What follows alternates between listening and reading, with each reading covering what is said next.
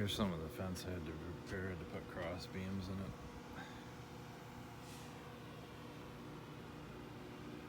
Support at the bottom.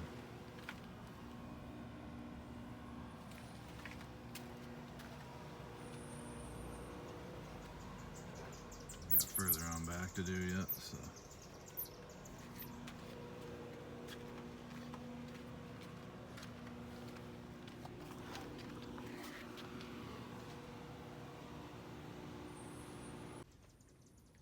Alright guys, so I ended up cutting the bad spots off the bottom of the 4x4s because they were, like I said in my YouTube post I made, they were totally rotted at the bottom, so there was like about, I don't know, 4 to 6 inches that was rotted, so I cut it off and I put the rest of the good post that was still left inside this and hammered this into the ground.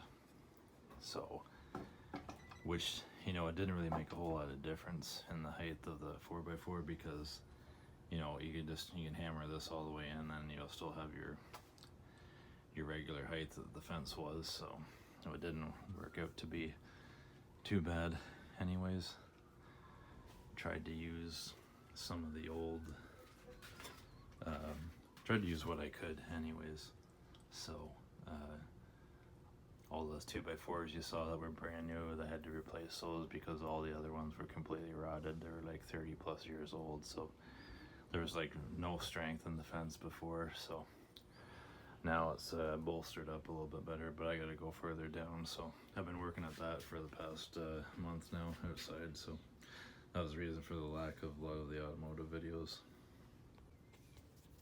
Okay, one more thing I forgot to explain actually is that there's bolts right on the side of this, and that acts as your clamping force, but also this thing rotates on the base, and there's like this whole base plate here. Sorry, I'm trying to do this with a phone. This whole base plate here rotates, so you gotta tighten. Once you get your post down, you gotta make sure you tighten that up. Tighten that bolt there, and then it'll stop your this part here from rotating, which is, you know, it's handy that it rotates, that way you can line things up a little bit better.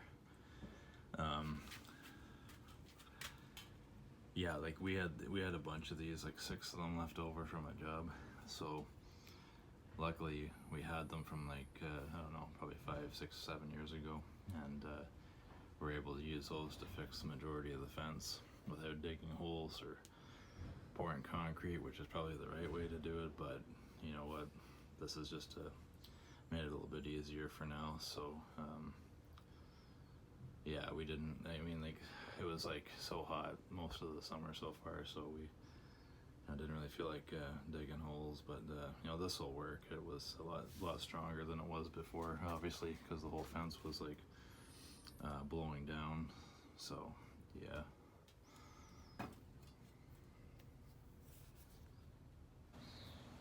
You guys can see or not, that's where I kind of stopped. We got to make like a block between the back of the shed and the fence so nobody can get in through there, because you know, there's problems with that, unfortunately. So block that off, and I gotta re-bolster the other part of the fence, these 2 sections here, so still a little bit more work to do yet.